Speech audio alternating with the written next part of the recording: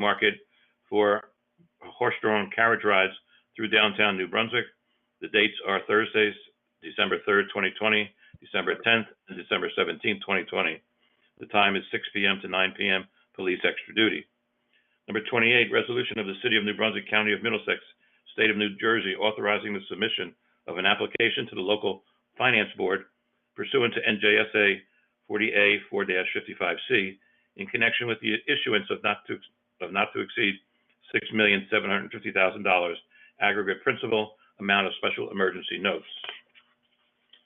We then will have a COVID update, OEM, discussion also about best practices worksheet, public comment, and dates to remember. Council President? Yes. Item 26 has been pulled by the request of the applicant. Verse 26. Yes. Okay, thank you. You're welcome. All right, I think we are about ready to begin. So we'll call the meeting will come to order. Will the clerk please call the roll? Councilmember Egan. Here.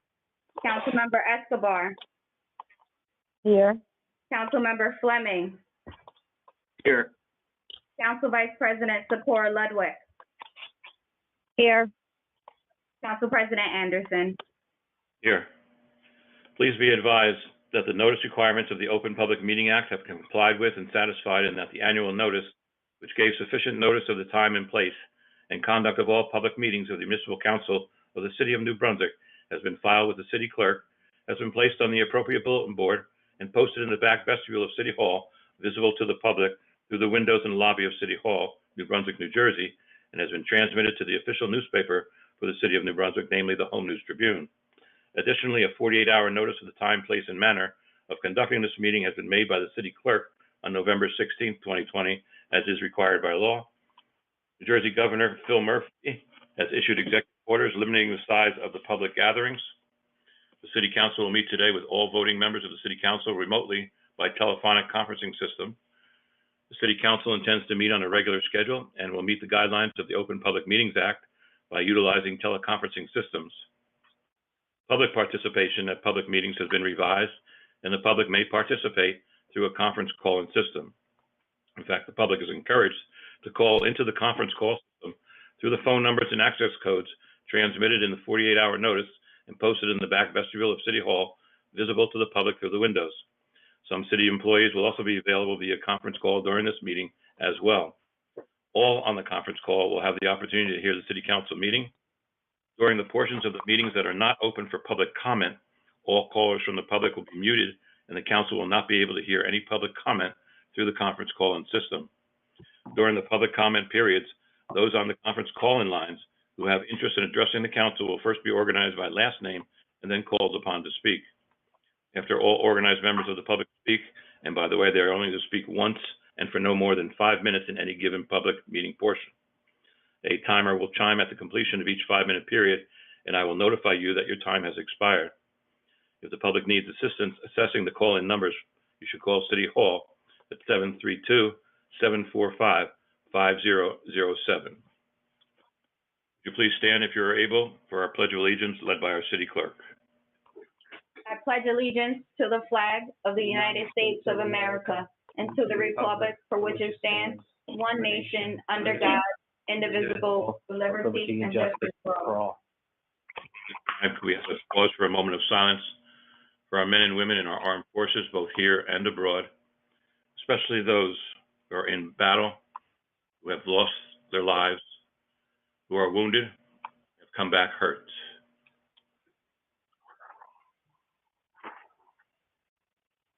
Thank you. Make a motion we accept the minutes from October 6th. Second. Roll call. Councilmember Egan.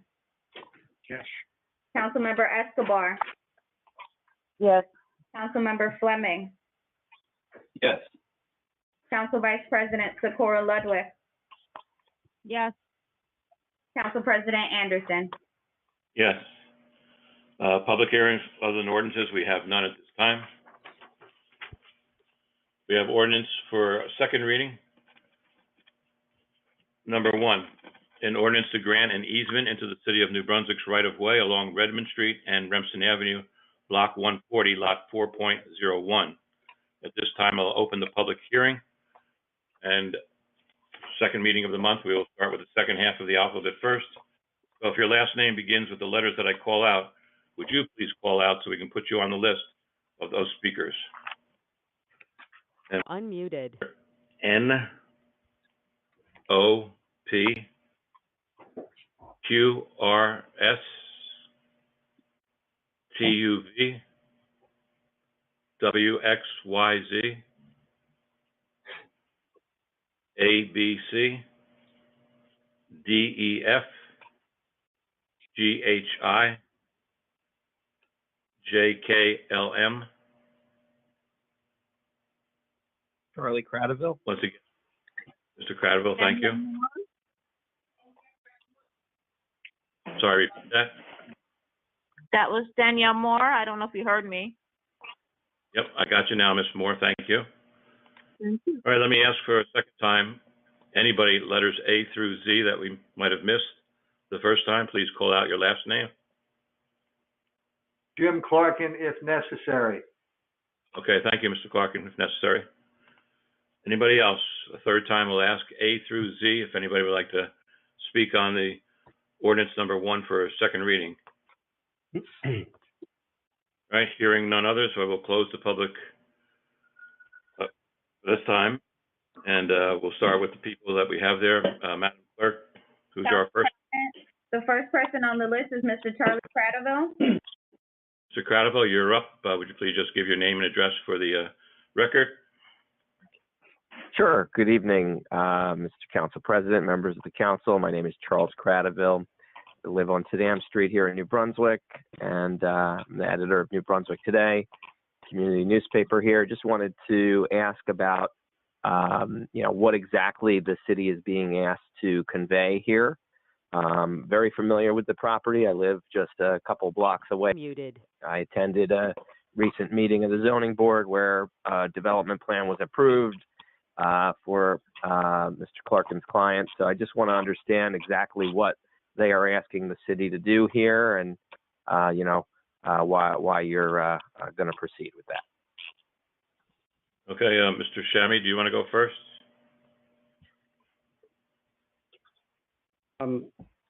Council President, I could articulate the basic concept. It is 4 planters that are going to be proposed for that particular intersection on Remsen and Redmond. Those particular planters were designed by the developer of the project for beautification purposes. Unfortunately, the proposal or the proposed planters do encroach into the city right away by a few feet. The exact measurements, I'll defer to Mr. Clarkin if that's necessary, but the city is being asked to allow the installation of those particular planters into the city right away to the extent that they encroach into the city property. So this is a project that was approved already, and we basically are being here to have permission to install the planters in connection with the project. Okay. Well, thank you for the information. I did, speaking of encroachment, I did want to ask if any research has been done into this particular project, and the claim that would require a review because of its encroachment on the Johnson House, which is I believe a historic landmark, right near here. Did the law department look into that, or is anybody aware of what is whether or not this is going to be considered an encroachment and require that additional hearing? Tammy? Mr. Council President, members of council, I'm unaware of any encroachment into the Johnson House or any requirement of a special hearing in that regard. My understanding, it doesn't impact that property. I'll defer to Mr. Clarkin if he has any information on that. Mr. Clarkin, would you like to have any information on that? The only potential impact on the Johnson House would be to their view shed. Certainly, 4 planters that are designed for landscaping, enhancement, and beautification certainly have nothing but a positive effect on the Johnson House. Excuse me, this is Dan Dominguez, Planning Director. I can comment on this if the Council President would wish. I'll ask Mr. Cradaville if he wishes. I would like that, yes. Sure. Go ahead, Mr. Dominguez.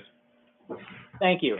So as the project is receiving federal funds, it has to be submitted to SHPO for a Section 106 review where the State Historic Preservation Office will turn around a decision as to whether or not this impacts the Johnson House. So it was submitted earlier this month, and we expect to hear back in late November or early December if there are any impacts as determined by SHPO or if there are no impacts whatsoever. It's their determination. So the review is just a submission to them and to the Historical Association. Thank you. Go ahead, Mr. Cradaville. Okay, well, thank you for the thorough answers. I think that's all of my questions. I haven't reviewed these plans, but I hope that they are an improvement, and I wish the applicant well in terms of making this a nicer place to live and to walk around. So thank you. Have a good night. Thank you. Madam Clerk, next up. Council President, the next person on the list is Ms. Danielle Moore. Ms. Moore, if you give your name and address for the record, go ahead. 272 Hamilton Street. Basically, my question has been asked, but I do have one question. This is about the building that's being built on the corner of Renton and Redmond. Yeah, that's correct. Well, I know it was an issue with, I'm not sure if that's the name that we were talking about, the Johnson's house. I know it was an issue about solar panels, the way they would build this, how it would block the solar panels on one of the neighbor's house over there. Has that issue been resolved, or is that what Mr. Dominguez was just talking about? Not sure. Mr. Shami, or? I'll defer to Mr. Dominguez. I don't have any information on that, Mr. Council President. Okay, Mr. Dominguez, can you shed light? Can you hear me? Yes. Yes. So this ordinance, nor the review that we were just talking about, has anything to do with the solar panels. The solar panel issue was brought up at the zoning board meeting by a resident. I believe he may actually live at the house with the solar panels. The board voted to approve the project anyway. So that's sort of the end of that discussion. That's not really a city council determination at this point. The board sort of made that determination months ago when the project was approved. Okay, thank you. Thank you. Everything's maxed. Thank you. All right, thank you, Ms. Moore. I believe that's the end of it. Is that right, Madam? The ordinance? Yes, sir. Okay, we'll close the public hearing. Go ahead, Councilman Egan. Move the ordinance. Second. Councilmember Egan. Yes. Councilmember Escobar. Yes. Councilmember Fleming. Yes. Council Vice President Socorro Ludwig. Yes. Council President Anderson. Yes. We have an ordinance on second reading, number 2. An ordinance to amend and supplement the revised general ordinances of the City of New Brunswick, Title 5, Business Licenses and Regulations, Chapter 5.80, Rent Control, in regards to various sections. At this time, we'll open for the public. If you'd like to talk on this, just shout out your last name. Unmuted. Letters of the alphabet, starting with the letter N, N-O-P, Q-R-S, T-U-V, W, X, Y, and Z, A, B, C, D, E, F, G, H, I, Christopher J, Hanlon, K, if necessary. Hanlon if necessary. Thank you. HIJKLM. Danielle Moore. Charlie Cradaville. Okay, Mr. Cradaville, Ms. Moore, we have you. And was there anybody else? I'll ask for a second time. Anyone between last names begin with A through Z? And we'll ask a third time, A through Z. Anyone like to comment on this ordinance or be there just in case? Okay, we have our people. Madam Clerk, our first person up would be? Council President, the first person on the list would be Mr. Charlie Cradaville. Okay, Mr. Cradaville, you're up. Again, Mr. Council President. Thank you again, Mr. Council President. I am very curious what motivated this ordinance and what is being changed. Mr. Dominguez? Certainly. So what this ordinance does, among many things, is it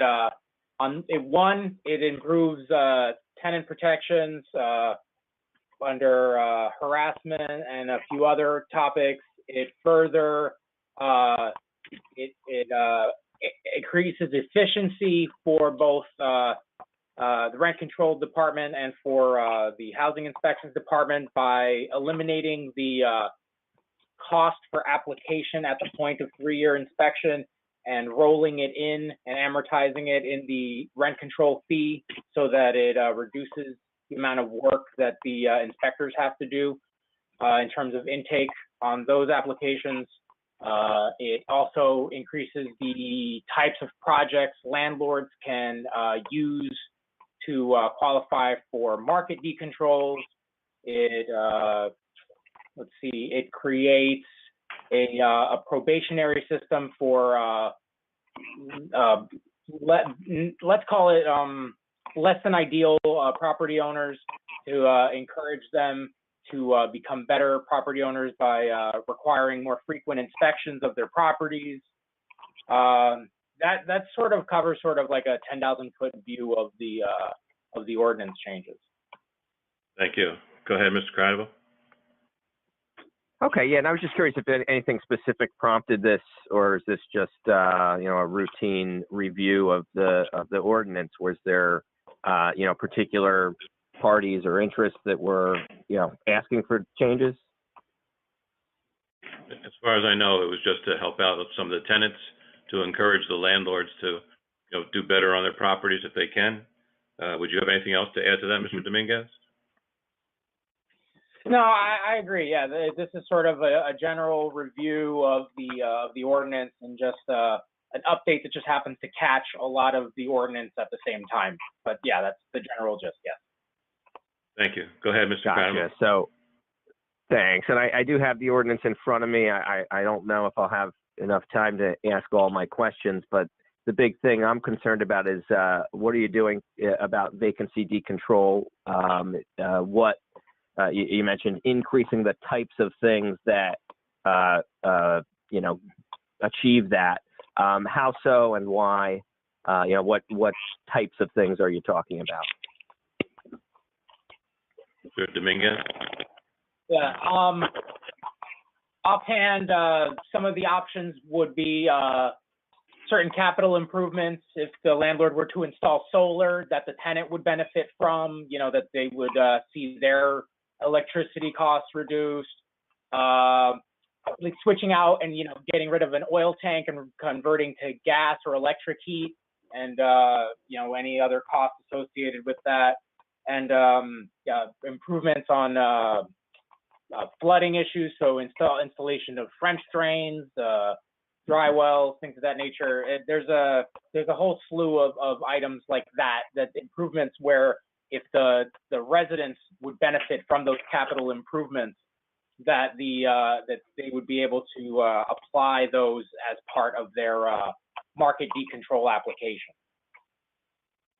Thank you. Mr. Cradaville? Right. Okay. And so those are added to the existing list of expenses that are eligible for that. And I guess I'm just curious how this compares with other towns. Was there any look at, what, I know New Jersey has a lot of towns with rent control ordinances, and I know vacancy decontrol is a key part of that. Where are we at versus other towns? Does anybody know? Dominguez? I think that this is pretty progressive and beneficial to both landlords and tenants by increasing quality of life and giving them more options. I think we have one of the best, if not the best, rent control ordinance in the state, and that's my take on that. Thank you. Mr. Credible? Yeah, I see section 3 has got to deal with receipts being required. I thought that change was already made recently. How is that being modified here? Dominguez? Where the ordinance change specifies the type of information that we would like to see on the receipts to avoid confusion during future mediation. Gotcha. Okay. Well, Okay, thank you, Mr. Credible. I think I hear the timer going off, so I'll stop. Right. Thank you very much. Okay, next up, Madam Clerk. Council President, the next person on the list is Ms. Danielle Moore. Ms. Moore, you're up. Go ahead, please.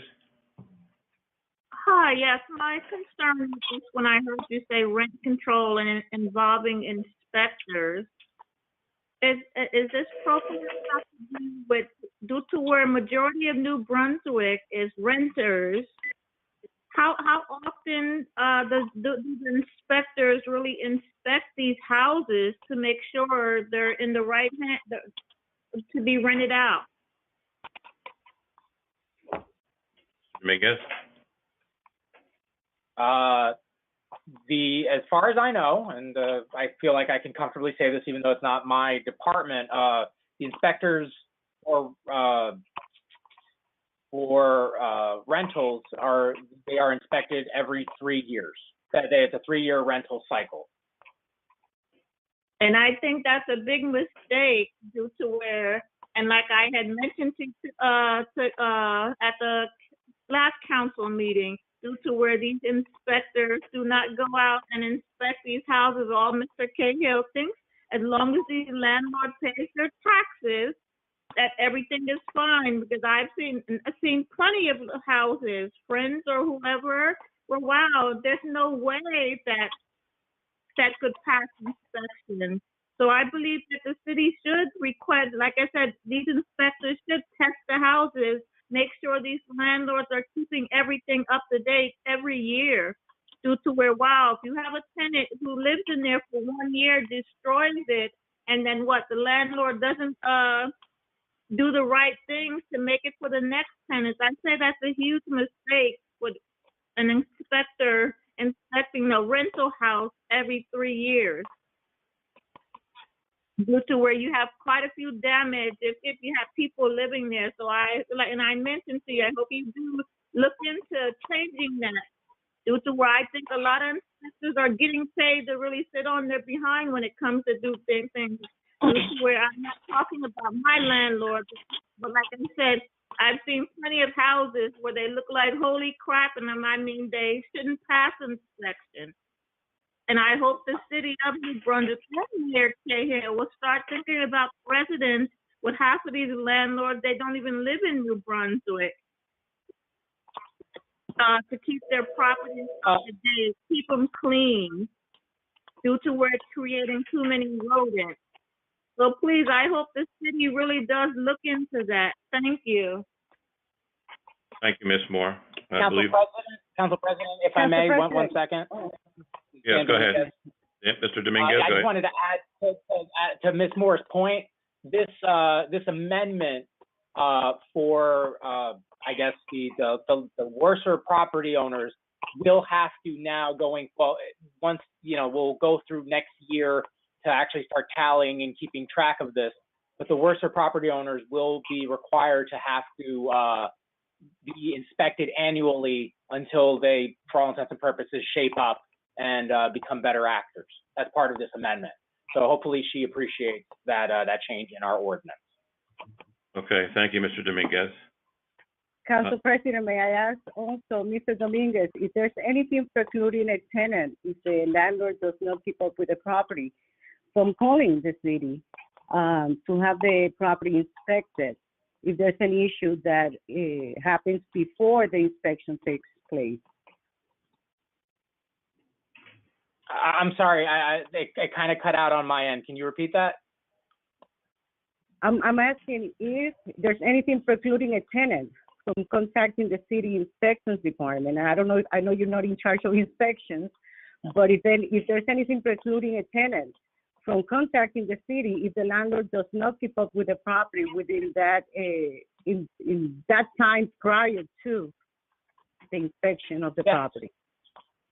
Yeah, so tenants are free to file complaints with the Bureau of Housing Inspections as applicable, and they can also file complaints with rent control for standard of service complaints. There's often overlap between the two, and the inspectors can go out and verify the situation, issue violations and summonses if needed, and then perhaps even the situation may be mediated or adjudicated through the rent control, the Office of Rent Control or the Rent Control Board, given certain circumstances. But yes, there are options available to any tenant that has problems who is willing to reach out to us and our multiple departments. Okay. Thank you, Mr. Dominguez. Answered Move the successfully. ordinance. Councilwoman Escobar? Council President, before we continue, I would like to ask Mr. Christopher Hanlon if he has any comments. Mr. Hanlon?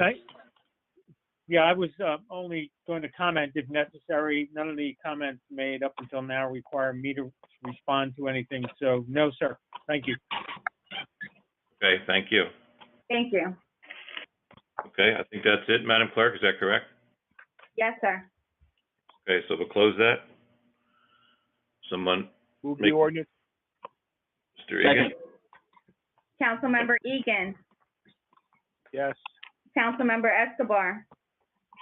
Yes. Councilmember Fleming. Yes. Council Vice President Socorro Ludwig. Yes. Council President Anderson. Yes. We have an ordinance on second reading, number 3.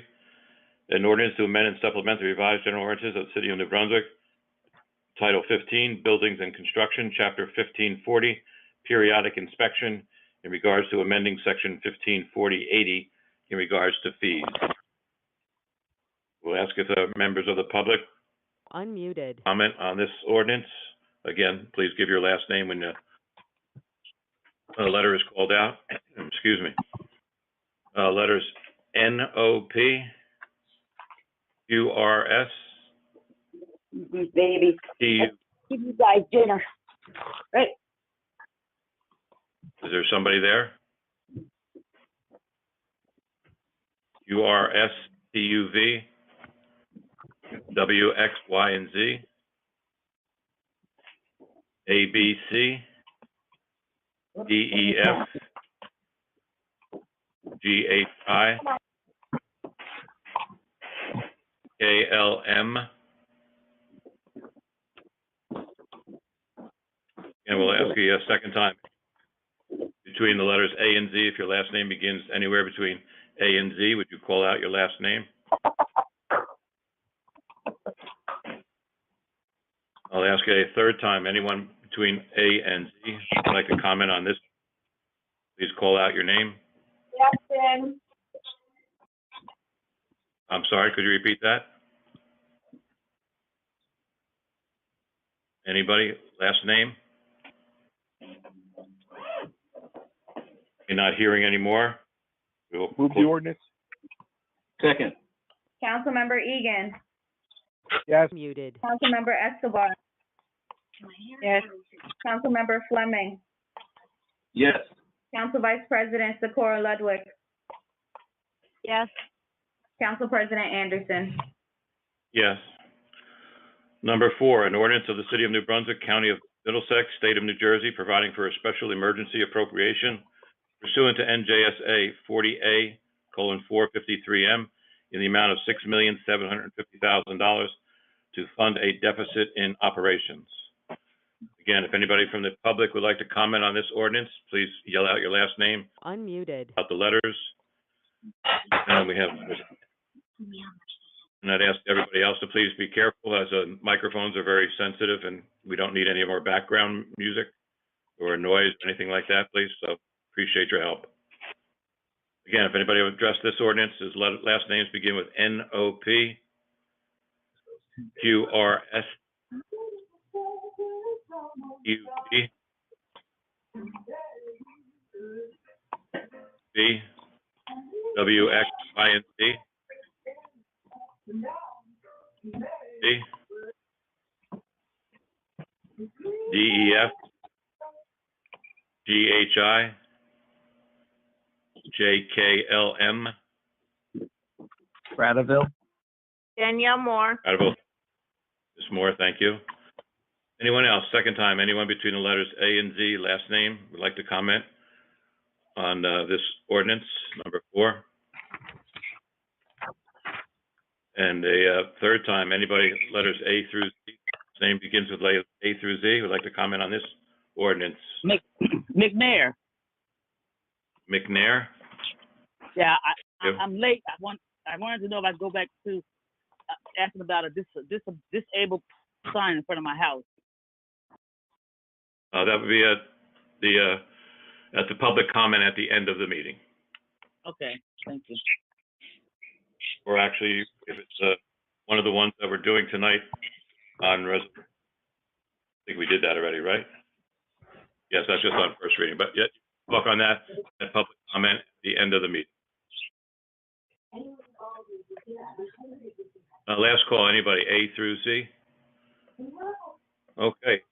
Madam Clerk, first one up for this ordinance, number 4. Muted. Council President, the first person on the list is Mr. Charlie Cradaville. Okay, thank you. Mr. Cradaville, you're up. Good evening once again. I'd like to ask about this emergency borrowing. How, what areas is the city budget hurting? I think I asked last week, and you mentioned a couple of the things. Could you just go over where the holes are in the budget, what they're coming from? Yeah, I think we've mentioned the parking authority, the hotel taxes. Anything else, Mr. Drulis, Grammy, or O'Ryan? Mr. Council President, and the municipal court. And the municipal. Those are the 3 major, yes, sir. Okay. Okay. Is that... So on that, I'm a little concerned here because, and I'm not sure if the executive director is on the call, but the parking authority is separate from the city, right? It's an autonomous authority that has to deal with that revenue issue. And it's my understanding the city does not get directly any of the revenue from the parking. So if the city is planning to borrow, $6+ million to make up for a deficit from parking, does that mean that the New Brunswick Parking Authority is no longer prepared to make their annual payment in lieu of taxes to the city? Because essentially that's how it's worked for all these years. The city doesn't get directly revenue from parking. The authority collects it, they administer the agency, and then they make a payment in lieu of taxes, in light of the fact they own so much valuable real estate around town that's tax exempt from property taxes. So they typically make a payment. These days, it's almost $5 million a year. Are they still going to make that full payment? Maybe the executive director's on the call tonight. I'm not sure. I think it's the revenue side that we passed was $4.5 million. Mr. Drulis, Shammy, or Mulrine would like to comment on that, or anybody else? Yeah, that's approximately the right number, Council President. And would you like me to comment on something else or just the number? Yeah, no, on anything that Mr. Cradaville just talked about in terms of getting the money from the parking authority. Sure. The parking authority, and Mr. Cradaville, walking around the streets, has been in very, very difficult position as a result of COVID. I'm glad to say that we're seeing more activity. But they are really they had a hard 2020, and we expect 2021, the beginning of it, to be slow for them as well. The authority does not have as many opportunities to recover lost revenue as the city does in certain options. We're going to exercise this option to give the parking authority some ability to rebound and continue forward, rather than having to be compelled to make decisions under duress. That help, So Mr. what Crabbe? exactly does that mean? Yeah, it does help a little bit, but what exactly does that mean in terms of what's going to be done with the money? Are you alluding to the possibility that the city could give some of this money to the parking authority to bail them out of difficult times? Or, No. how does the 6.75 million have to do with that? Okay. Would that be in lieu of the parking authority giving us less than 4.5, that we can use some of this money then, Mr. Droulis? That's right. We can make up some of this money with this $6,750,000, any part of it that we don't get from the parking authority, we could use to get from here. Correct. Okay. Okay, so it sounds like it's possible the parking authority would not pay the pilot payment this year. Is there a particular arrangement that's been made? Are they going to get a specific, break on that? No, the authority still is going to be responsible for the payment, but I think you even see in the ordinance itself, it talks about delayed collection of fees. So this gives the parking authority time to recuperate and then over time make us whole as things improve. Okay, so this borrowing would make up for the parking authorities, not paying the 4.5 million this year, and then they would be, held accountable for that at a later date, is what you're saying. Correct. Yes. Even if it was less. How about the or the municipal court? Does that have anything to do with this, Mr. Droulis? Yeah, and I want to add to that as well. This simply provides the city the authority to possibly borrow this money. It doesn't necessarily mean that all of these revenue lines will be zero, but it gives us opportunities over the next 18 months to handle these issues. The courts were open for part of the year, and this is an estimated shortfall. The way the application period falls, we need to make application to the DLJS before December 1st for the current year. So these numbers are estimates. Okay, so we may not need any of this money or part of it. Okay, thank you. If I could just, go ahead. Yeah, go ahead. Incredible. Oh, well, I just wanted to kind of, bring up the fact that, when I was running for office 2 years ago, this was an issue that I talked about a lot. And obviously, a lot of what happened this year could not have been predicted, but I do feel that the financial situation of the parking authority is something that the city and certainly this body and all the taxpayers need to be paying close attention to, because some of the warnings that I was giving are unfortunately coming true, that the parking authority is in a bad shape right now, and so I do think that reform is needed. That's all. Next person. Thank you. Madam Clerk, next up. Council President, the next person on the list is Ms. Danielle Moore. Ms. Moore, you are up. Go ahead.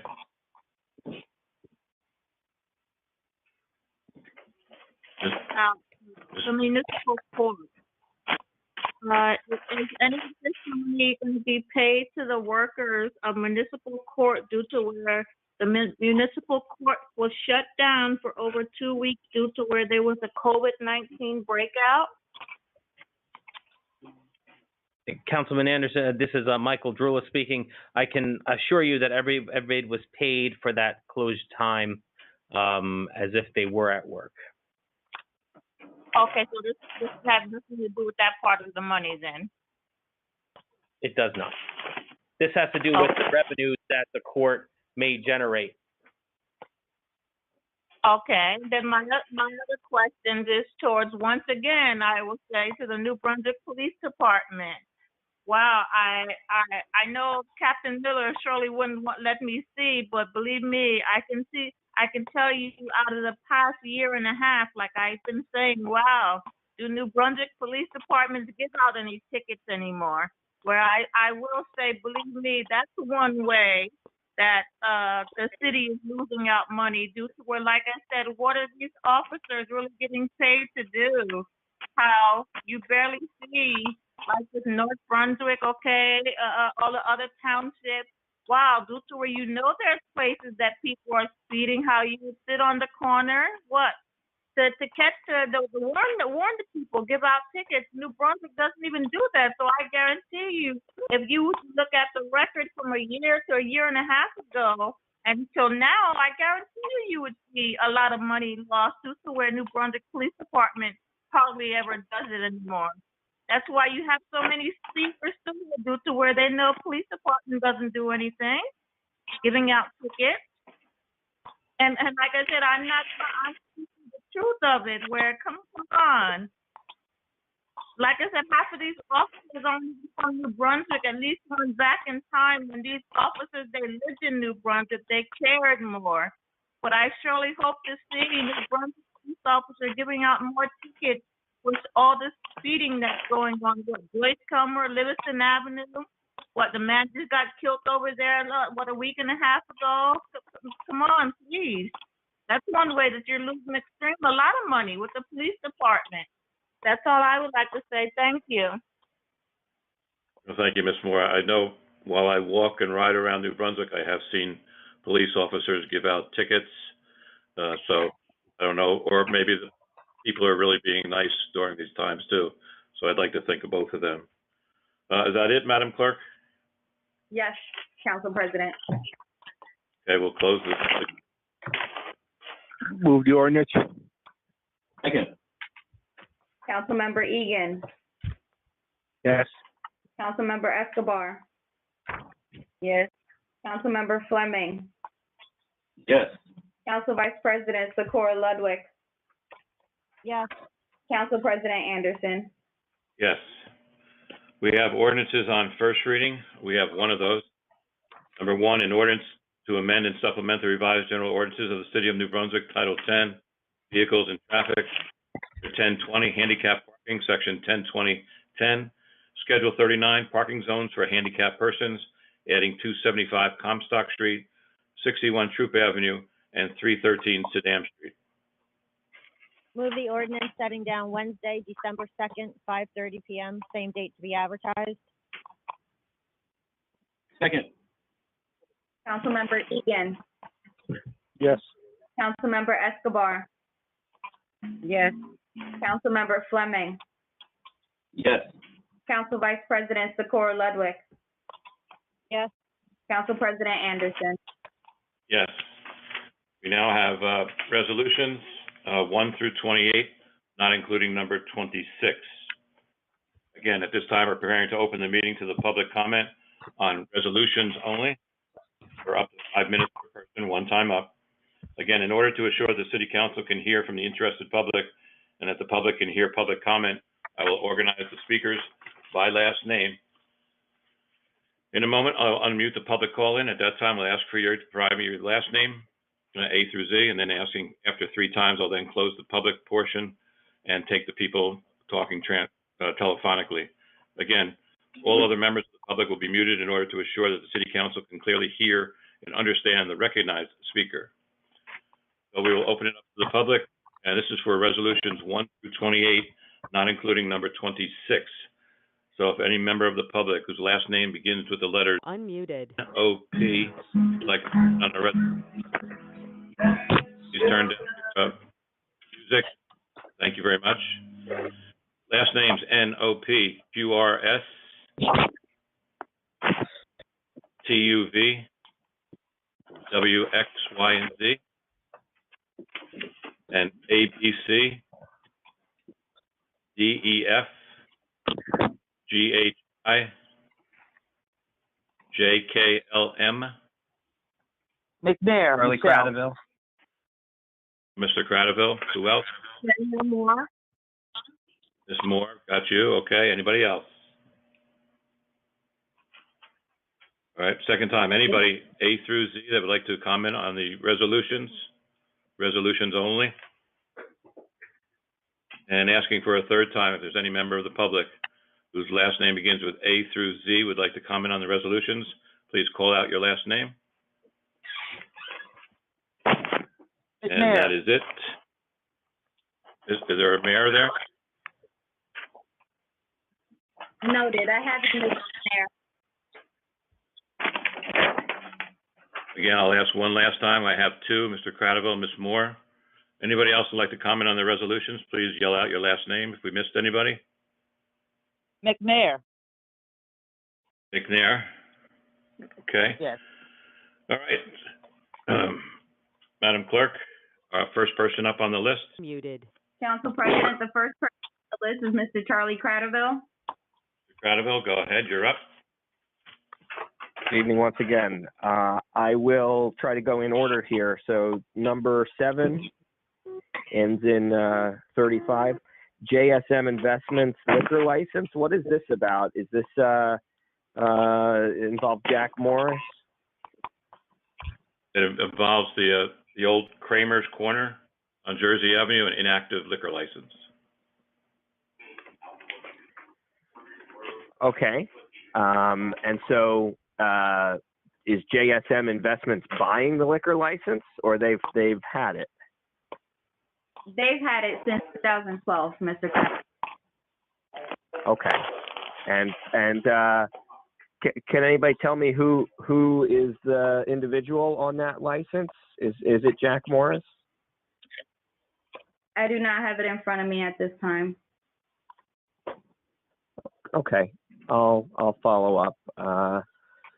Next one is 2037. I guess Mr. Shrum is still the abandoned property coordinator. Was that an oversight, or what's happening here? Why is this changing at this time?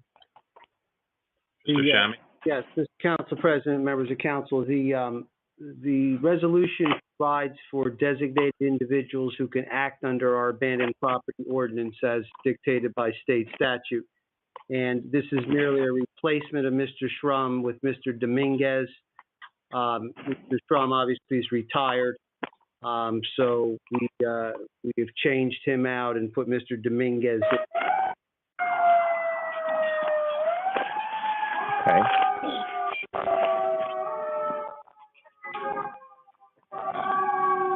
Okay.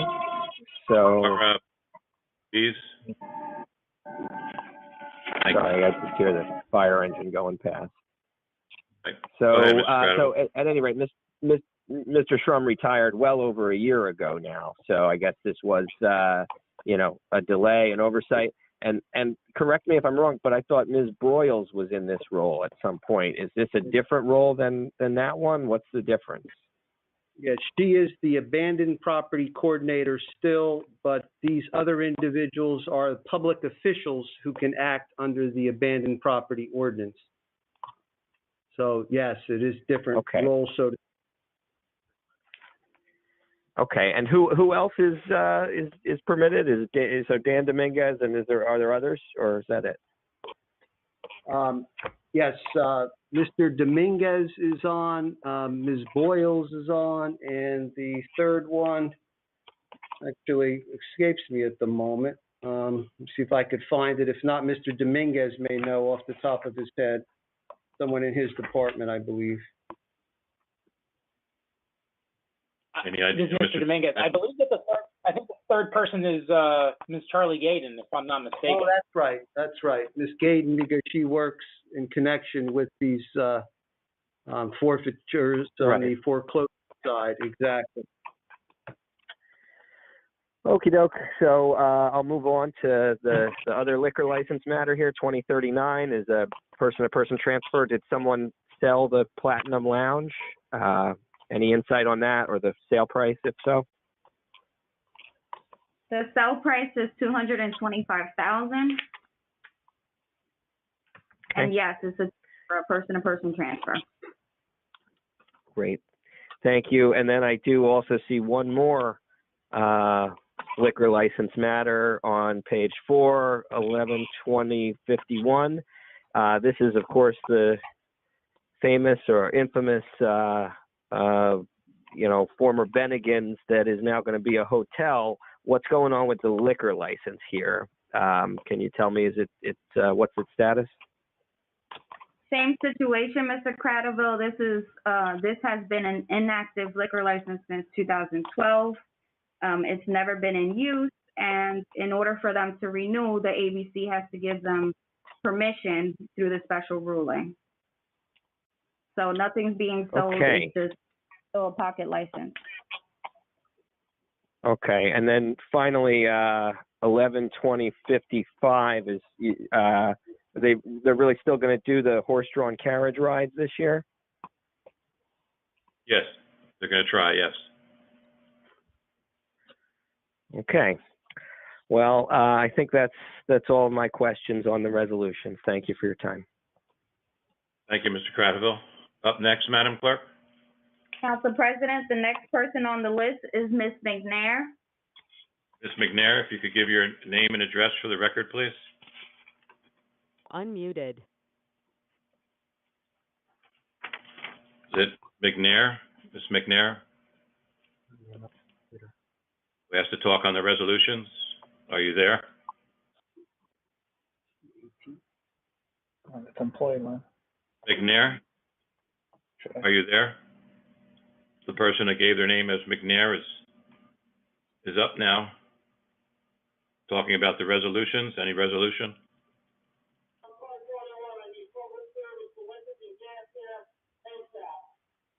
Okay, I don't hear them. We'll try again. I believe, Madam Clerk, Ms. Moore is up next. Correct, Council President. Okay, Ms. Moore, and we'll Muted. one last time after Ms. Moore speaks. Go ahead, Ms. Moore. Hi, yes, I was just, wanted to ask about 19 with George's Road. 19. Item George's number Road is the project improvement Yes. there? Mr. Yes. Valenti, can you talk to that? Yes, we are adjusting, we had approved a contract with a third-party engineer to perform some of our inspections for city-sponsored projects specific to George's Road. When we first allocated the dollar amounts, they were estimates. So this is to increase the cost of the inspections for the George's Road Improvement Project. It's our third-party outsourced engineer who's performing our construction inspections for the specific to the project. Thank you. Okay, Go ahead, thank Ms. Moore.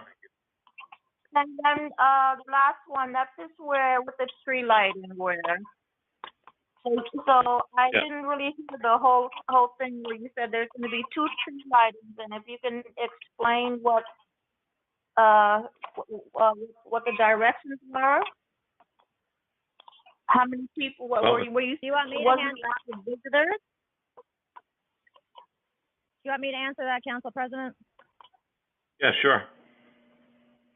Well, they can't have the tree ceremony this year due to COVID restrictions with gatherings, the limits on gatherings. So they're going to be putting 3 trees throughout the George Street area.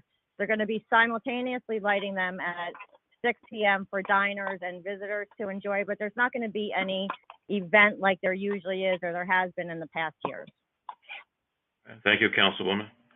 Indeed, as our liaison with the New Brunswick Cultural Center. Okay, thank Anything else, you. Ms. Moore? That'll be Okay. all, thank you. Thank you. And we'll try one more time if there's a Unmuted. McNair, something like that, that wanted to speak on the resolutions. Are you there? We'll ask a second time that someone wanted to speak on the resolutions, a name by the name of McNair. And I'm going to ask for a third time. And I believe that's it then. Move the resolution. Muted. Second. Councilmember Egan. Yes. Councilmember Escobar. Yes.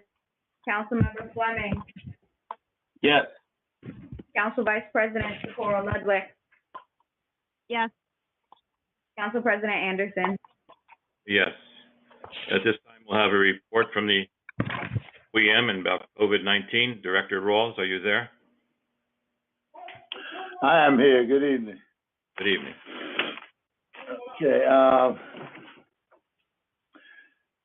So unfortunately here, we continue to see an increase in the number of cases in New Brunswick, as we also do in the state and around the country.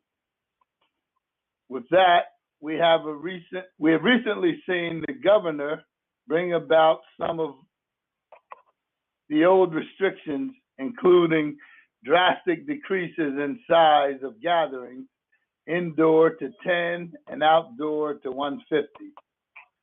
The governor has mentioned that indoor dining and indoor sports are on his radar for further restrictions. So once again, we ask everyone to please wear face masks, continue to social distance, wash hands, and then for Thanksgiving, we're asking if you would please keep your Thanksgiving celebrations small and local, if at all possible. Upcoming COVID tests for this week, tomorrow, are full. The tests for next week will be canceled due to the Thanksgiving holiday. So December 3rd will be the next day for the COVID testing, and the registration will be on Monday, November 30th. As always, the city continues to keep updates on the city's website and social media. That's all I have. Thank you, Director, for that. We do have a best practices worksheet for the calendar year 2020. I think all the members received that and all. Anything else we have to add to that, Mr. Shammy?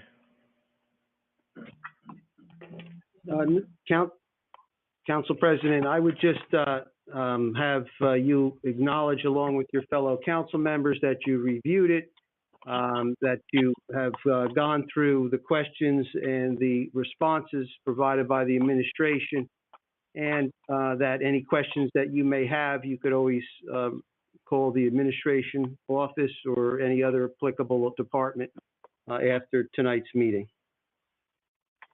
Okay. Council member, we'll go in reverse order there. Councilwoman Socorro Ludwig, have you received it? Yes. And any questions? Received. Time? No, Council President. Councilwoman Rebecca? Yes, I received, and no questions at this time. Thank you. Councilman Egan? Yes and no. Thank you. And Councilman Fleming? Excuse me. Yes, and no questions. And the same for me also, so thank you for that. We have other announcements by the council people. We'll start anything, Councilwoman Socorro Ludwig? Yes, I have a few things, Council President. First, I just want to announce that oh, go ahead. Yeah, go ahead. I'm sorry. Oh, I'm sorry. Their flu shots will be available through St. Peter's at Unity Square on 11/24 from 12 to 1:30. Then I want to thank and recognize the NBPD in conjunction with Robert Wood Johnson and the Sedan Street Reformed Church, who will be giving out approximately 350 turkeys on Saturday to pre-registered families in need who are identified through the local food pantry. Bravo Supermarkets was also instrumental in finding and acquiring the turkeys. And if anyone is still in need, they can reach out to Captain Bobadilla at the New Brunswick Police Department. Next, this Monday, the 23rd, the NBFD is working with FMBA Local 17, the Firefighters Union, and the Vulcan Pioneers, when they will be handing out turkeys at churches and other organizations in the city all morning while supplies last. This was an effort coordinated by Director Rawls, and the turkeys are being supplied by Bravo Supermarkets. Then I just wanted to make a brief statement that the city, in conjunction with City Market and the local establishment owners, have been working diligently to maintain socially distanced and safe shopping and dining experiences. So if you could please show your support to our local businesses and enjoy all New Brunswick has to offer, it would be greatly appreciated. And someone made a comment before about the horse and buggy. And I can tell you that it was looked into seriously by City Market, and there were things put in place for health reasons, such as the seats are not going to be cloth on the buggies. Only families are going to be allowed in the buggies at one time. You will have to bring your own blankets, so there will be no sharing. Everything will be wiped down in between parties. So they have put safety measures in place for, for health concerns on that. Then I just want to finally wish everyone a safe and happy Thanksgiving. COVID-19 has devastated the lives of so many people in our community already, and with impending second wave threatening so many more. During these difficult times, generosity can help to overcome anguish. Thanksgiving is a time to reflect on the things in our lives for which we are grateful. Family, friends, a safe home, a warm meal. But it is also a time to remember all those who are not as fortunate. To help those in need, you can always reach out to one of our local food banks or soup kitchens and volunteer your time or make a donation to give everyone a reason to be thankful. And I just want to wish everybody again a happy Thanksgiving and stay safe. That's all I have, Council President. So, Councilwoman Escobar, anything? Yes, Councilwoman Sikora would mention the turkey distribution this Saturday, November 21st. It's from 11 to 1. Families have to register. And if any of my colleagues would like to volunteer, I will be there. We could use some volunteers. Also, there is a free flu shot clinic sponsored by Robert Wood University Hospital and Walgreens at the Sudan Street Reformed Church on November 23rd, next Monday, from 4 to 6, and this is for adults who have no insurance. If there's any questions, they could call 732-247-2050. And wishing everyone a happy Thanksgiving. Thank you. Thank you. Councilman Egan, anything? Just a happy Thanksgiving to everybody and their families. Thank you. Thank you. Councilman Fleming? Yes, a happy and safe Thanksgiving. And I'd like to just echo all those happy Thanksgiving to everybody. I know it's a pretty bad time and things look bleak and all, but there must be something, even if it's just people around us that we can talk to, sharing that thanks. So have a nice Thanksgiving, and please be careful wherever you go, wherever you eat. Thank you. At this time, we are preparing to open the meeting to the public comment for up to 5 minutes per person, one time up. In order to assure that City Council can hear from the interested public and that the public can hear public comment, I will organize the speakers in order by last name as usual. In a moment, I'll unmute the public call-in. At that time, I'll ask for you to provide me with your last name. And after asking 3 times, we'll close that. Again, all other members of the public will be muted in order to assure that the City Council can clearly hear and understand the recognized speaker. So at this time, I will open it up to the public, and unmuted. Want to speak on anything? If your last name begins with the letters N-O-P, please shout out your name, your last name. Q-R-S. Linda Stork. Stork, thank you. S-T-U-V. W-X-Y-Z. A-B-C. Are you going to E-E-F. It's unmuted. H-I. J-K-L-M. Kerber. Early Cradaville. Danielle Moore. Thank you. Roseanne Moore. John. Did you get Roseanne, Kerber? I'm sorry. Kerber. Roseanne, could you just spell your name, please? Roseanne? John. J-O-B? Roseanne John. Okay. Anybody else that we missed? Did you get Kerber, please? Is it Carver with a C? Kerber, K-E-R-B-E-R. Okay, thank you. Thank you. Anybody else? Anybody else, A through Z, that we did not have? Again, I'll ask a second time. Anybody A through Z that has not pronounced their last name? And a third time. A through Z. Just to make sure nobody stood over that, Madam Clerk, could you call off the names that we do have, please? Council President, Muted. that I have is Miss Linda Stork, Miss Unmuted. John, Miss Marge Kerber, Mr. Charlie Cradaville, and Miss Danielle Moore. Okay, thank you. Was there anybody else I missed, letters A through Z, that would like to talk to the public comment? Second time asked, third time asked. Okay, we'll start then, Madam Clerk. Muted. First. Council President, the first person on the list is Miss Linda Stork. Unmuted. Your name and address for the record, please. Linda Stork, 12 Park Boulevard, in Brunswick. Go ahead. So, yes, I was pleased about the more frequent inspections for the bad actors, and I was wondering if that includes Muted. like the people who repeatedly have to be cited for the appearance on the outside of their property. I believe so, Mr. Dominguez. Assuming that they are rent-controlled units, then yes. Oh, okay. Yeah, because they just don't really seem to care. I mean, they pass the citations along to students, parents, and it never gets picked up. It's disgusting.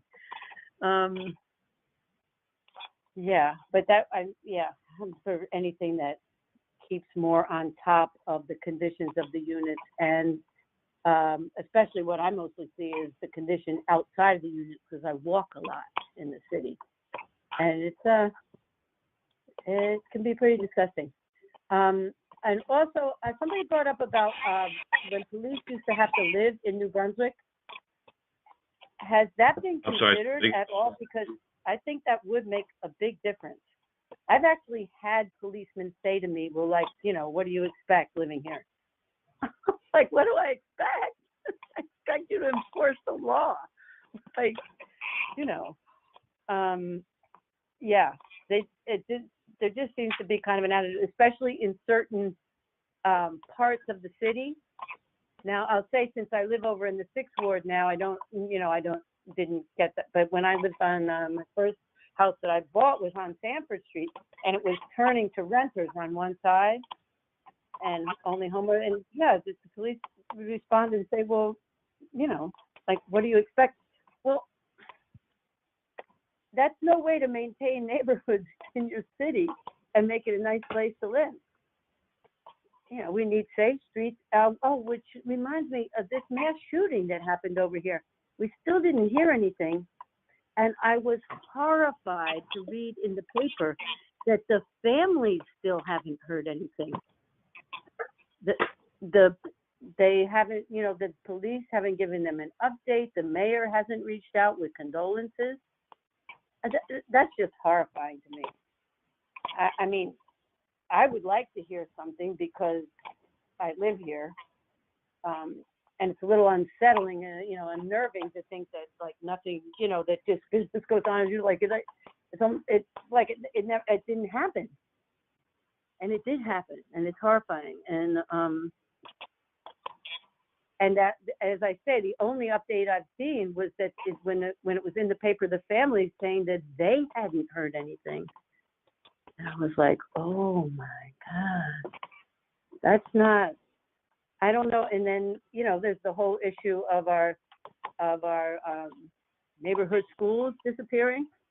The plan is still to knock down the nice school that we have in the neighborhood, ship the kids out of the neighborhood for who knows how long, and then build again that's not the neighborhood. You can make the argument that it might be closer for some of the children to walk there. But that's, and I don't think, they wouldn't say, I went to the Board of Ed last night, they wouldn't say, but I think the plan is, because Lincoln is actually the oldest school and was first on the list to be done over or demolished or whatever, but when the thing fell through with Rutgers, I think they're making that new school so large to close Lincoln too, which means there would be no schools in the 5th and 6th Ward. this isn't how you make neighborhoods that are attractive to people, to live in, unless we only care about the people moving into these high rises that keep sprouting up and blocking the sunlight, because that's what it's starting to look like.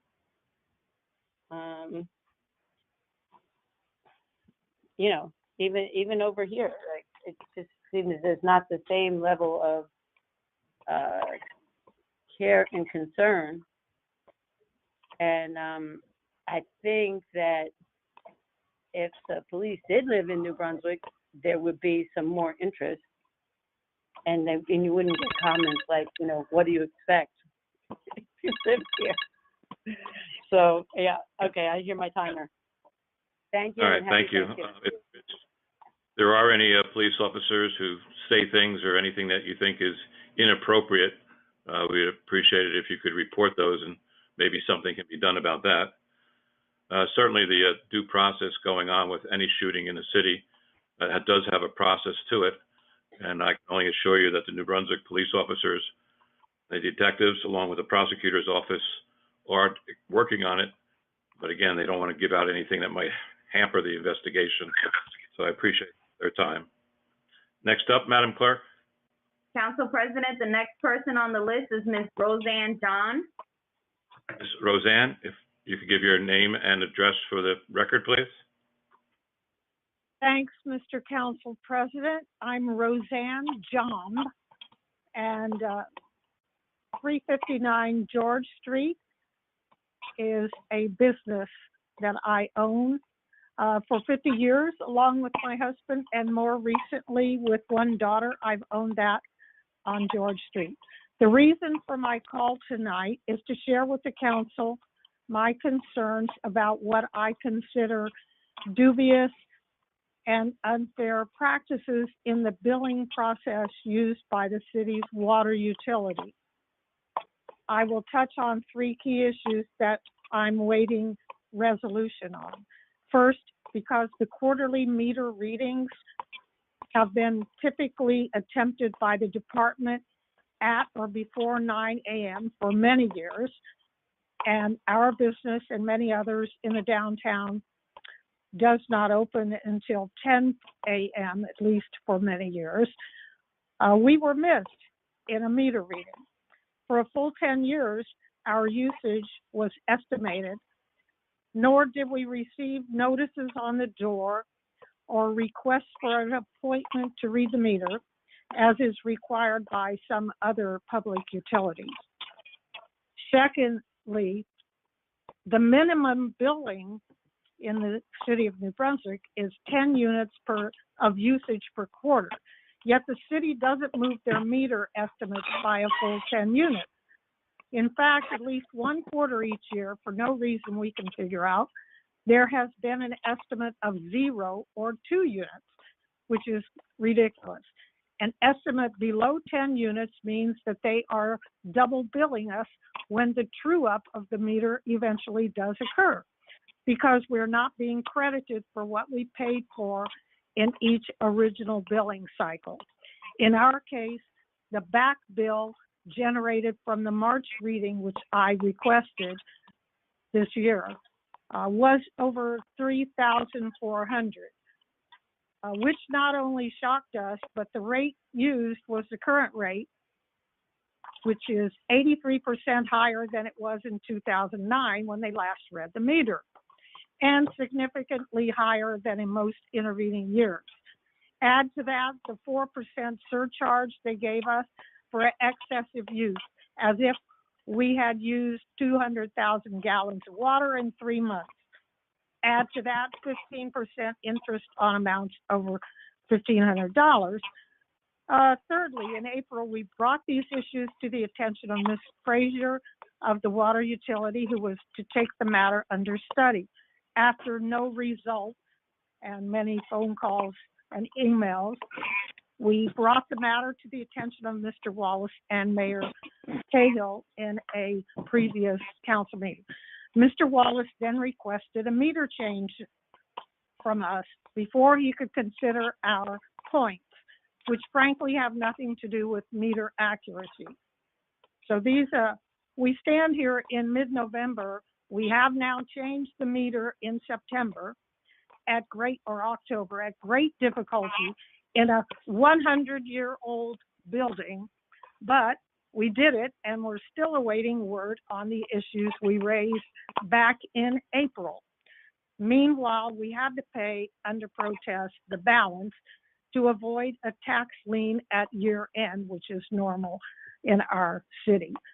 So I respectfully submit this matter to you, Council President Anderson, and wonder if this is the hill the city wants to defend during COVID, and wonder if this is the position and practice you want to leave in place in the water utility, with not only just for myself, a small business owner struggling in COVID, but any customer of the utility.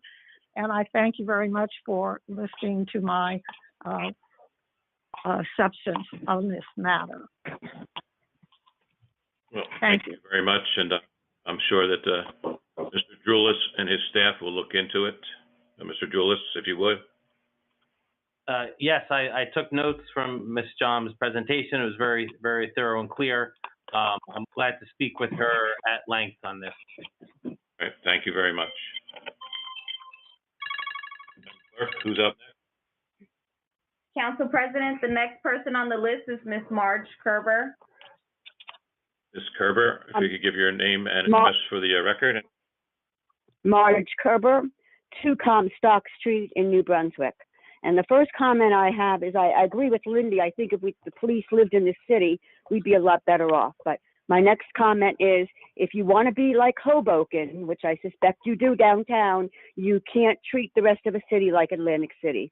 Okay, next is Nickel Avenue. All my comments have to do with Nickel Avenue. I live right next to Nickel Avenue, and you know, you came back out and finished resodding, which was absolutely great. It looks terrific, but I would appreciate it if the construction company would come and pick up all their traffic cones. There's got to be at least 20 of them, okay? At least 2 on every block, and they're not doing anything, okay? That's number 1. Number 2, since Nickel Avenue was repaved, which we appreciate that too, okay, there's a lot of speeding going on, and yes, we do see police officers. They sit next to the little theater. I've never seen them write a ticket, okay? So we're very concerned about the speeding on the street, especially since Rutgers is going to be opening up the Center for Adult Autism very soon, okay? There'll be a lot more people around. I have walked my dog down Nickel Avenue and tried to cross the street and almost gotten hit because people don't even stop at the pedestrian crossings, okay? So we're looking, if you can't do tickets, okay, and have a police presence, then we want some speed bumps. I don't know how I go about that, but that's one of the things that we would like to have, are speed bumps, at least 1 or 2 to slow these people down, okay? And my third thing is, there is a garbage can. Now, this may seem small to you, but we are full of trash on this side of New Brunswick, okay? Everybody throws their trash on the ground. We have a trash can, city trash can, on Hale, I believe it's Hale, is it Hale? No, it's not Hale. It's Handy and Nickel Avenue. It was moved for the sodding, for the paving, for the curbing, okay? It was moved to the middle of the sidewalk. I had requested that they move it off the sidewalk, and that you did that, okay? Now, but I asked if they move it, they moved it behind a tree, okay? Nowhere near a sidewalk. And now they've moved it even further away, because when they did the resodding, they moved the garbage can again. It's not even close to a sidewalk, okay? I did a report it, and I was told that in January, when you survey the trash cans, you'll move it back. Well, that is unacceptable, okay? People are throwing their trash down, and they're not going to go 10 feet off of the sidewalk to a trash can. All I'm asking is that it be moved to the side of Handy Street, right underneath the pedestrian sign. It's less than 10 feet away, and I don't understand why that can't be done. So that's my other thing. And again, it sounds like a small deal, but I hate garbage. it's one of my things. And if we can eliminate some of the garbage in this area by moving the garbage can, that would be greatly appreciated. So, and that's it for me. Thank you very much for letting me share, letting me vent or whatever. No problem. Thank you. Mr. Valenti, can you take a look into the traffic cones and the Absolutely. The punch list is issued to the contractor. If they're not moved tomorrow, we're just going to take them. And certainly, I don't see an issue getting the garbage can in the right position. We'll take care of that in the morning first thing. Thank you. Okay. Oh, thank you. Captain, I really appreciate it. Captain Miller, And the speeding. Yeah, that's Captain Miller. If you could look into the speeding part.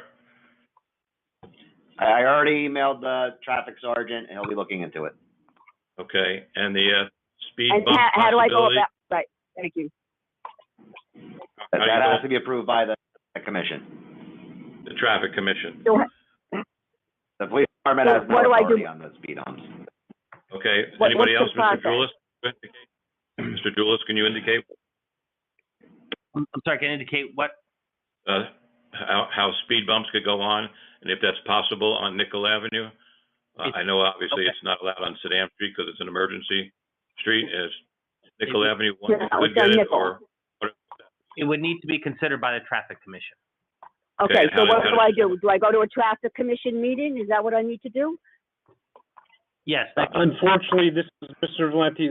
They've been, due to COVID not being conducted, but I would suggest that you reach out to Mitch Karen, Director of the Parking Authority. I'm sorry. The chairman. What is the name? Mitch Karen. Mitch Karen, is the, C? yes. Okay, K-A-R-N. He's the director of the parking authority, but also the chairman of the traffic commission. And he can give you the detailed process. Okay, I would appreciate that. so, I mean, it's just not me. It's the Second Ward Block Club. The entire block club is looking to have this done. I understand that. The part of the resistance to the humps, unfortunately, is they deter our emergency response via both ambulance and fire engines. So we, on a major street like that, we would take long consideration, just so you're aware of it. Well, and I understand that, okay, but it's done in other cities, and there's other parts of the town that have speed bumps. If you're not going to do that, then you need to do something else. I don't know what, but. right. Well, again, speed bumps can go on, but not certain streets they cannot be put on. So they'll look into that also. I understand, like Saddam Street being an emergency, okay, but you can put it down further. I mean, down by Comstock, down by Delavan, you know, I mean, or even by Hale. But anyway, okay, neither here nor there. To be discussed at another time. I appreciate your time, everybody. Have a happy Thanksgiving. You too. Thank you, Ms. Kerber. Next up on the list, Madam Clerk. Council President, the next person on the list is Mr. Charlie Cradaville. Mr. Cradaville, you're up. Go ahead. Good evening. One final time, Charlie Cradaville, New Brunswick today. I guess I'll start with just a comment on the method of the meeting. I want to point out for the record, the New Brunswick Planning Board, New Brunswick Zoning Board, New Brunswick Rent Control Board, and New Brunswick Historical Association have all had video meetings so far. And I'm curious why the town, or the city council has not done the same. Can you give me any reason for that? I know the city obviously has the technology. We wouldn't be excluding anyone to offer that option. Is there a reason that hasn't happened yet? And what are the pros for having that? Well, the pros, first of all, are for people who can use computers and have the software to do it. They can do it without having to use their minutes on their phone, or their phone that may not have the battery life it needs to get through the whole call. And just in general, sometimes people prefer to look each other in the eye and be able to appear on camera when they're having meetings. Obviously, the planning board felt it was the right thing to do. Just my 2 cents. Can you give me any reason why not to? Well, I know the other boards have different things with evidence and things like that. Some of the things that I've talked about with people who said they like the telephone because they don't have to necessarily say anything or have their picture up there or their audio or their name. So they like the telephone anyway. So it seems to be working out right now okay. Okay, well, for the record, they would still have that option. And also, this board does take sworn testimony on occasion when you have the ABC hearings. But I'll move on, and I do want to respond to the business owner who spoke and just say for the record that I think there is widespread problems with the water utility. And it's egregious what I'm hearing about the billing going on. I'd like to learn more from that person and anyone else who's experiencing that. And people can call me or text me at my cell phone number, 732-993-9697, if they know of any issues with billing at the water utility. I know this council's heard about these issues for years. I know that there was criminal wrongdoing going on that side of the business. And I know that, the city, to my knowledge, has only recouped a small fraction of the $500,000 or more dollars that have been, robbed of it. So I'd like to hear from those people if they would be so kind as to reach out who are affected by that. And then I do want to speak about homelessness. Homelessness is on the rise in New Brunswick, and the conditions are not really good out there. Saturday morning it was 30 degrees. The next night 30 degrees and went down to 28 by morning. Yesterday morning 27 degrees. When is Code Blue going to step up and actually open a shelter for people? Is there any clarity on what the temperature threshold is going to be, and why not 32 degrees?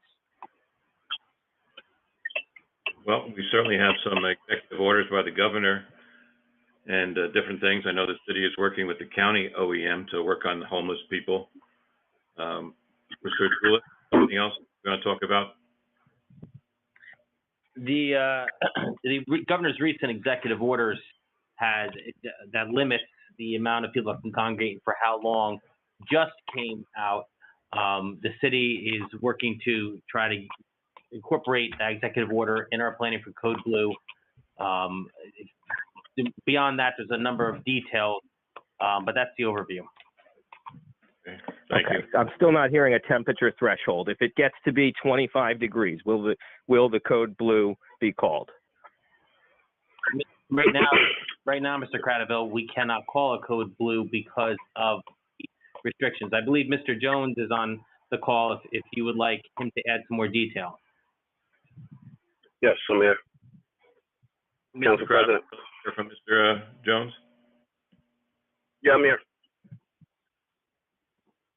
Okay, Mr. Cradaville, do you want Mr. Jones? Yeah, I'd like to hear from Mr. Jones. Why not 32 degrees? Oh, why not 32 degrees has been answered a million times over the years. For the city of New Brunswick, that is, in terms of the amount of load we carry for the county and beyond. And given the short answer, we can have a longer conversation about this off the record, off this call. But with the actual COVID piece now, with the new executive order Monday, and then with our, we are trying to have the ability to also test, rapid tests, keep people safe. If we go at 32 right now, there's a good chance that we will not be able to do the rapid testing as frequently as we would like to do it. So we also have to now consider how do we get it to a threshold that is high enough to get people in out of this cold, but also low enough to also meet the demand of how many tests we are going to have to apply. So it's up in the air right now. We're still working with the county, we're working with the state, and we're working with some other partners to figure out how do we test accurately and often to make sure that the guests safe, our workers safe, and the staff safe. Thank you. The time of the gentleman has expired. Thanks. If I could just close by saying that sub-freezing temperatures is not appropriate for us to leave these folks out in the cold, and we need Code Blue to be called every time it's below 32 degrees. Council President, the next The next and last person on the list is Ms. Danielle Moore. Ms. Moore, you're up. Go ahead. Hi, yes, I would like to speak on, due to where it is supposed to get, 4 weeks ago, Mr. Jones said that for code blue, the degrees was 25 degrees. Would you just please tell me, is there going to be a code blue tonight due to where it's going to be 25 degrees, plus with the wind chill, it's going to be 19 degrees. So are you going to have a code blue tonight? No, there will be no code blue tonight at all. Well, Mr. Prattville said, wow, I hope you really look into doing something. Like I said, how I explained to Mr. Jones before, I can't help but to volunteer, but due to where I know it's not going to be a clue, I will take the time to go pass out heating pads and hand warmers in my area the moment I get off the phone. But I think you should work out with something with this code blue because you have plenty more homeless. Then I would like to say, Council President. Please, I don't need you to kill my time. I don't need to hear from you, Mr. Jones. I don't need you to kill my time today. Thank you. Go ahead, Ms. Moore. Whose idea was it to put a park by Walgreens between Jersey Avenue and French Street? Say that again? Whose idea was it to put a playground, a park there? Between French and Jersey Avenue, right by Walgreens. I call it the drug park. Oh, the park that's been there for a long time? Oh, it's been there, but I was so told by Mr. Jones due to where they're putting a playground, making into a park, to try to make it look good for where the Lincoln Anna School is going. Please, are you out of your mind? That's next to two highways. What on earth would you put a playground, make that into a park for, where to show that the city and county do not work together, where it has signs saying you can't even cross the road there. Please do not cross here. So please, what is this to try to make the area look good and because of the 50 Jersey Avenue? You got to be kidding me. If anything, Mr. Drulis, idea on the fix up park? Yes, Council President, Ms. Moore, the park is not having playground equipment installed. Actually, the design is more of an open plan where pedestrians can walk around through it, but it is not to encourage playground as is being characterized. Well, that wasn't what and may I ask, Council President? Go ahead, Ms. Moore. Not Ms. to kill Moore, my this is time. Councilwoman Escobar. I still have a Okay, go ahead. question. No, I don't want my time to be Moore. killed. They're gonna stop it while I'm talking. Don't worry. Okay, thank At you. the time, I just want to make you aware that the renovations or the redevelopment of that park is a community effort between the city and Esperanza project. So the community has given input on what they like to see in the park in that area because it's small. So there won't be no playground, like Mr. Julie said. It's mostly just to this project we've been working on it prior to the school even being the site being selected for the school. This is an ongoing project of beautification of the French Street corridor. So it has nothing to do with the school. And like I said, it's a project that in conjunction with the Esperanza project and the city. Anything else, Ms. Moore? Okay, yes, I will continue. Thank you. Due to it, that's why I don't like talking to some people until we're on record because that wasn't what I was told by Mr. Jones and other people. Thank you. And then the last thing I was talking about as well, I'm shocked with Mayor Cahill and the city of New Brunswick. What a recycling scam you really did. It's been 2 years since you put out flyers and even renewed one this year stating that, okay, no more recycle is to be collected in clear bags. This was just a scam due to where the city used to donate 2 city recycling barrels to every house. And it was just a scam for people to purchase their own containers due to where the recycling company and the workers said, wow, no matter what. It's been 2 years. You still in areas that Ms. Donna told me they went through, giving out tickets for $150 if you didn't do it 3 times. While now the recycling company is to take anyone's recycle, even in clear bags that the inspectors claim that they went through. This was all a scam with the city. And like I said, with these inspectors, due to where some of them are being paid to sit on their behind, where quite a few things aren't being done the right way throughout New Brunswick. And that's why New Brunswick is really looking like holy crap. I mean, infested with rodents from the garbage, everything. Due to where what? All you care about is what? Downtown Rutgers and Robert Wood Johnson, where New Brunswick is not the same anymore. And like I said, due to where just to get the residents to purchase their own recycling bins, where like I said now, what? But I will say, continue on. Happy Thanksgiving, everyone. All right, thank you, Ms. Moore, and happy Thanksgiving to everyone, too. Anybody else, Madam Clerk? No more members of the public on this, Council President. Any other members of the council wish to say anything else? Okay, thank you. Yes. Can we get a motion to adjourn? Second. Roll call. Councilmember Egan. Yes. Councilmember Escobar. Yes. Councilmember Fleming. Yes. Council Vice President Socorro Ludwig. Yes. Council President Anderson. Yes, the meeting is adjourned. Thank you, everyone. Have a good Thanksgiving. Thank you. Thank you. Thanks for using WebEx.